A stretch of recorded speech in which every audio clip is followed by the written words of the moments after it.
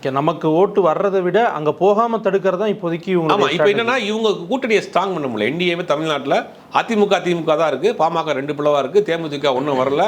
இந்த மாதிரியான குழப்பமான சூழ்நிலையில் தான் என்டிஏ தமிழ்நாட்டில் இருக்குது. அப்படிங்கிற ஒரு சுச்சுவேஷனில் அந்த பக்கம் பார்த்தீங்கன்னா திமுக கூட்டணி வலுவாக இருக்குது. அப்போ திமுக கூட்டணிக்கு போகக்கூடிய ஓட்டுகளை நம்ம வந்து இங்கே வந்து பிளாக் பண்ணணும், ஃபில்டர் பண்ணணும்.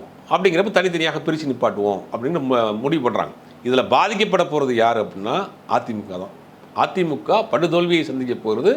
கண்டிப்பாக அதிமுகவை அவர்கள் வந்து கபலீகரம் பண்ண ஆரம்பிச்சிட்டாங்க அப்படிங்கிறது தான் தெரியுது. கண் முன்னாடி அதிமுக தொண்டர்கள்லாம் சொல்கிறாங்க, ஒருங்கிணைந்து இருக்க வேண்டிய அதிமுக இந்த நேரத்தில் இப்படி பிளவுபட்டு போய் இருக்கிறப்ப அந்த அம்மா மறைவுக்கு பிறகு முழுவதுமாக கட்சி அவங்க கை கண்ட்ரோல் எடுத்துட்டாங்க. அவங்க தான் எல்லா வேலையும் பண்ணிட்டு இருக்காங்க. ஏன்னா இவங்க நினைச்சா ஓபிஎஸ்சியோ டிடிவியோ சசிகலாவையோ எல்லாரையும் ஒரே அணியில் ஒரு ஃபோன் காலில் இவங்களால கொண்டு வர முடியும். இன்றைக்கி ஆட்சி அதிகாரத்தில் இருக்காங்க. அவங்களை மீறிலாம் தமிழ்நாட்டில் இருக்கக்கூடிய ஒரு ரீஜனல் பார்ட்டியில் ஒரு ஒரு ஒரு போர்ஷன் இவங்க எதிர்த்து, ஒரு மத்திய அரசை எதிர்த்து, ஒரு மத்திய கட்சி எதிர்த்துலாம் அவங்க அரசியல்லாம் பண்ண முடியாது.